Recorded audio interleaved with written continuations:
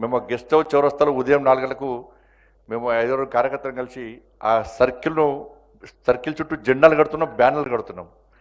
విద్యాసాగర్ గారు హైదరాబాద్ నుంచి వచ్చారు, అప్పుడే వస్తున్నారు కారులో ఆ గెస్ట్ హౌస్ దగ్గర మార్నింగ్ 4 o'clock.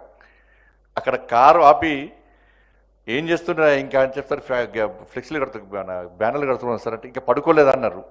లేదు సార్ ఇంకా 2 చౌరస్తాలు లేదు సార్, ఆ 2 చౌరస్తాలు అలంకరణ చేసాక పడుకుంటాం సార్, పడుకునే టైం ఉండదు సార్ అంటే వారు ఆశ్చర్యపోయి నువ్వు ఇంకో సర్కిల్ పూర్తి చేసరికి ఎంత టైం పడుతుంది అంటే సార్ మార్నింగ్ 7 అవుతుంది సార్ అని చెప్పాను.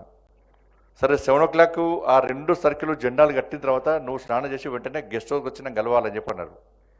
ఉదయం గెస్ట్ హౌస్ పోయిన తర్వాత వాళ్ళ గన్మెన్ పిలిచి ఒక ఫ్లాస్కు, ఒక టీ కప్, ఒక బ్యాగ్ నా చేతికిచ్చి నువ్వు యారు అద్వానీ గారి వెంట నువ్వే ఉండాలి,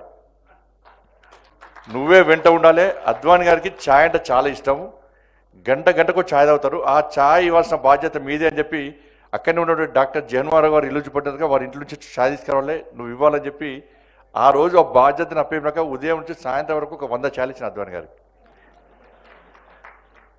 లాస్ట్కు చివరికి అద్వానీ గారు పోయేటప్పుడు కూడా బుక్లో రాసిన చెప్తున్నారు, విజయసాగర్ రాసిన చెప్తున్నారు, ఆ అద్వానీ గారు పోయేటప్పుడు కూడా ఇవాళ మొత్తం నాకు ఈ మీటింగ్లు ఈ సమావేశం అంతా చూసినాక నాకు ఛాయ్ బాగా నచ్చిందని చెప్పి అన్నారట వారు కూడా.